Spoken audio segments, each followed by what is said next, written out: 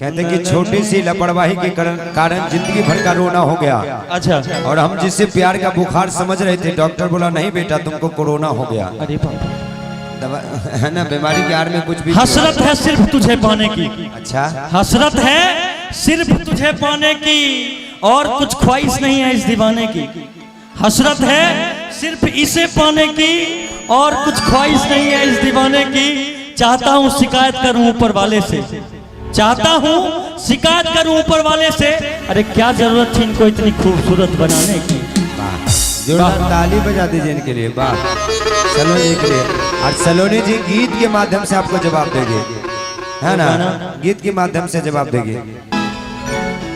कि मारा ले बाई सन सैया रे, अरे मारा ले बाई सन सैया रे, कि पटना से चला था दवैया रे, कि पटना से चला था दवैया। ना ना ना ये हम गड़बड़ हो गई।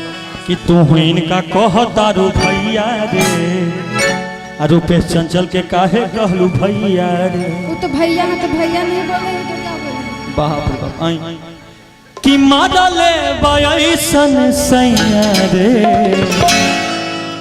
कि मारा ले बाई सन सैया रे, अब पटना से चला था दवैया रे, पटना से चला था दवैया रे।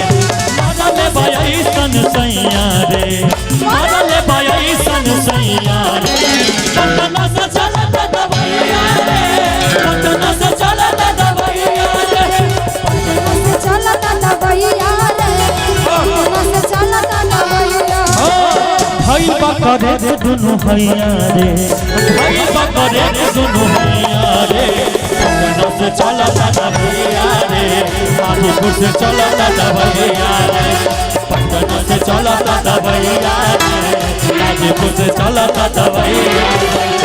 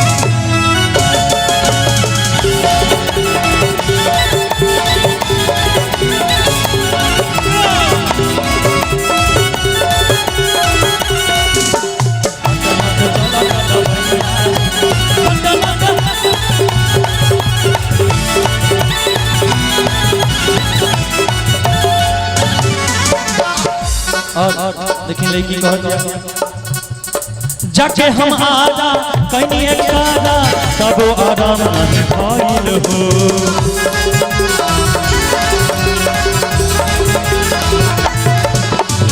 रोजे रोजे सुई लगवा के कमरिया सुन नहीं भइल हो।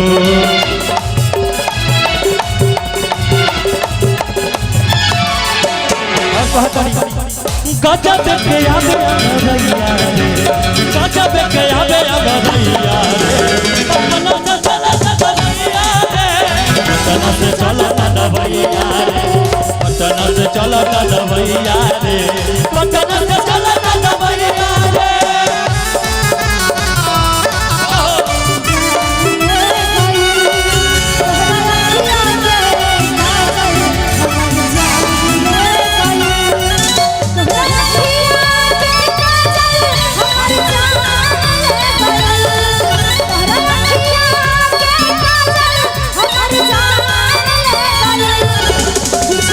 रुपेश चंचल जी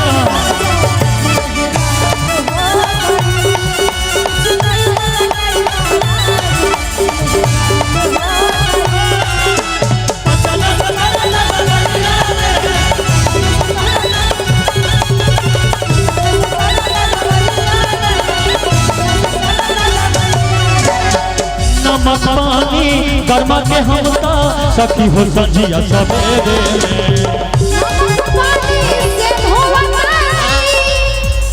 कि नमक पानी से धोवतानी कि सखी हो सजिया सवेरे केहू पूछता ना लाज बनला अच्छा शादी भइल मेरे बाद सिवेश निरदैया रे बाद सिवेश निरदैया रे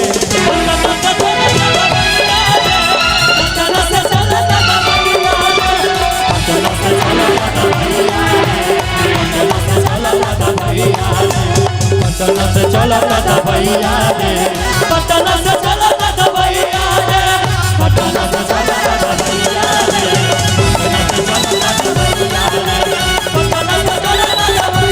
रे पटना से चला भैया रे।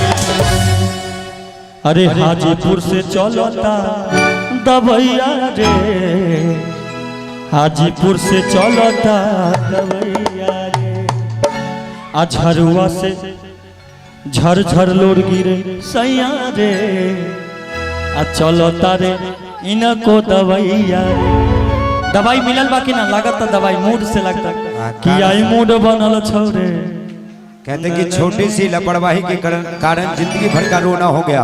अच्छा और हम जिससे प्यार का बुखार समझ रहे थे डॉक्टर बोला नहीं बेटा तुमको कोरोना हो गया। अरे बाबा दवा है ना बीमारी के आड़ में कुछ भी हसरत है सिर्फ तुझे पाने की। अच्छा हसरत है सिर्फ तुझे पाने की और कुछ ख्वाहिश नहीं है इस दीवाने की। हसरत है सिर्फ इसे पाने की और कुछ ख्वाहिश नहीं है इस दीवाने की। चाहता हूँ शिकायत करूँ ऊपर वाले से चाहता हूँ शिकायत करूँ ऊपर वाले से। अरे क्या जरूरत थी इनको इतनी खूबसूरत बनाने की।